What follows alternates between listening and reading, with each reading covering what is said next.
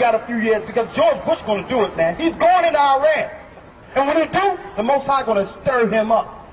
Because the Iranians are fueling who? China and Russia.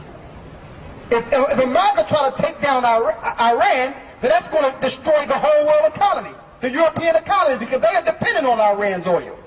So what's going to happen? The North Koreans are going to join with China, and the Chinese going to join with Russia, and they're going to bomb this place according to God, brother. Let's read it. The Lord is stirring up this war. Because in order for Christ's kingdom to rule, the biggest kingdom on earth must go first. Because you think this kingdom going to be ruling while Christ is there? Read. Behold, I will stir up the Medes against them, which shall not regard silver, and as for gold, they shall not delight in it. And that's one thing I like about Abinadab. He don't care about the money, man. These people have culture, they have time, and they have honor. So you're not going to be able to buy them out like you did these other people. That's why they was able to get Saddam Hussein, because Saddam Hussein was about the money, man. He got infiltrated by America, not Iran. America set Saddam Hussein up to take him down. Not Iran, buddy. Iran never postured. They're not going to sell out with the money. So you going to die like that? No, we're getting out of here. Where are you going? We're going back outside of our land, Israel. We're going back. We're going back, brother. When? Very soon. Read. Their bows also shall dash the young men to pieces, and they shall have no pity on the fruit of the womb. Their eyes shall not spare children. And Babylon, the glory of kingdoms, the beauty of the Chaldeans' excellency, shall be as when the Most High overthrew Sodom and Gomorrah. And Babylon, the glory of the kingdoms, the beauty of the Chaldeans' excellency, shall be as when the Most High overthrew Sodom and Gomorrah. It's going to be like when the Most High overthrew Sodom and Gomorrah, brother. That's what's happening. This is the Bible we're reading. They read this in the Catholic Church? No, they sit around with a little piece of paper and sing some stuff you don't know what they're talking about. Mother Mary, body of Christ. They're not reading this, man. Them Catholic churches are evil, man. Seventh-day Adventists, all that stuff is going to come down. I mean, I'm going to show you something. I mean, listen, brother. We don't follow religion. We follow Christ. There's a difference. Who's going to get to heaven? Who, the Seventh-day Adventists? Who, the Baptists? Who come into heaven? The Jehovah's Witnesses? Who, the Catholics? That's confusion, man. Listen, brother, the Lord says, broad is the way that leadeth to destruction. Get Jeremiah the 10th chapter. You show me where Christ said, set up a Catholic church, and I'll be in it. Show me where Christ said, set up a Seventh-day Adventist, and I'll go to it. The reason why they're incorrect, brother, because it says the Catholic Church is the mother of harlots. So all the churches that spawn out of the Catholic Church are harlots. They're just a watered-down version of the wickedness of the Catholic Church. Hey, brother, the Lord tells us that it's going to be one safe place at the very end. And at the very end, the other nations are going to try to come against us, and that's when Christ's going to come and destroy their behind. There's going to be a 7-year roundup. Then it's going to be peace on earth because Satan is going to be bound. The other nations outside of Israel they're going actually into servitude.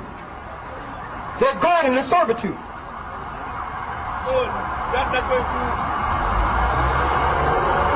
leave anybody on the earth? Yes, some people are going to be left.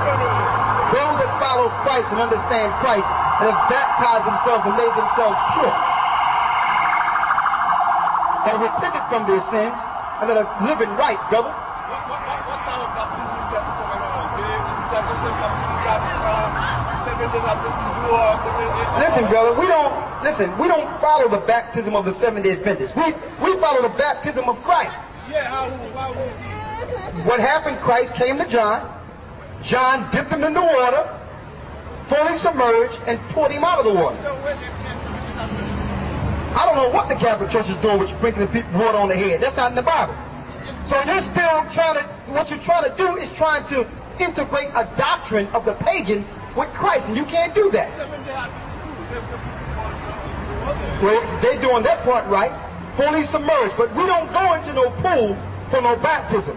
We go out into the natural waters, the same way Christ went into the natural waters of creation and do baptism. That's what we do. We don't get into no swimming pool somewhere. We do what Christ did. I mean, why is it so hard? Why is it so hard just to do what Christ did? If we do what Christ did, we wouldn't need religion. I don't need a Catholic to tell me nothing. I can just read it and do it. Why is the pool the same thing? Because the immersion under the waters is the same thing. Well, listen, brother. If you find some water and get baptized, it's all good. The whole thing is how you live your life and whether or not you're following the laws, statutes, and commandments of God. That's the key thing. Is your conscience clear? Are you following the laws, statutes, and commandments? And are you following the Most High? Let me show you something. Get Colossians 2:8.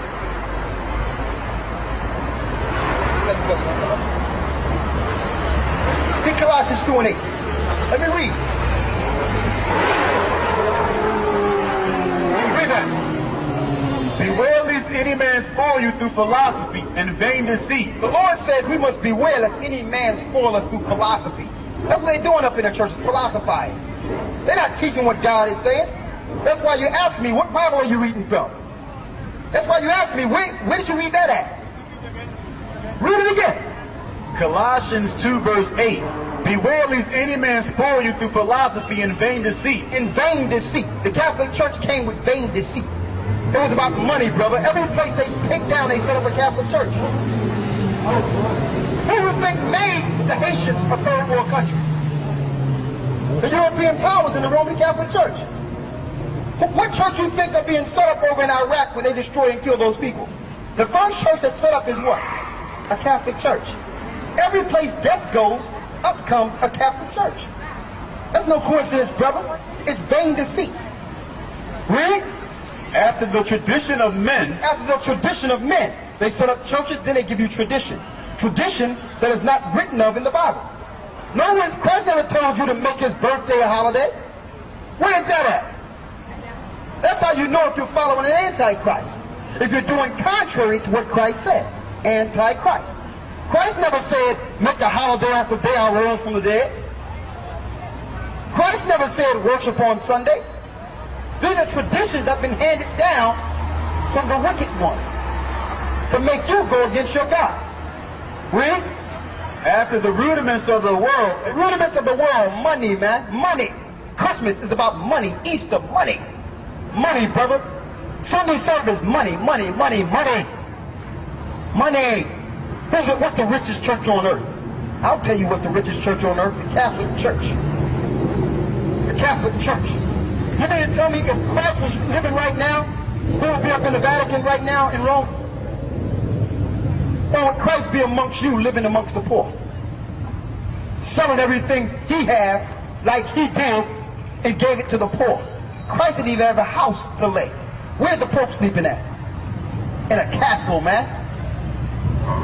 What Christ are y'all talking about? Our Christ was down with the brethren, man. He wasn't sitting up in some high building being worshipped.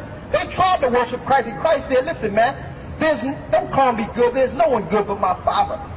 One time, Christ fled a city because they wanted to make him king.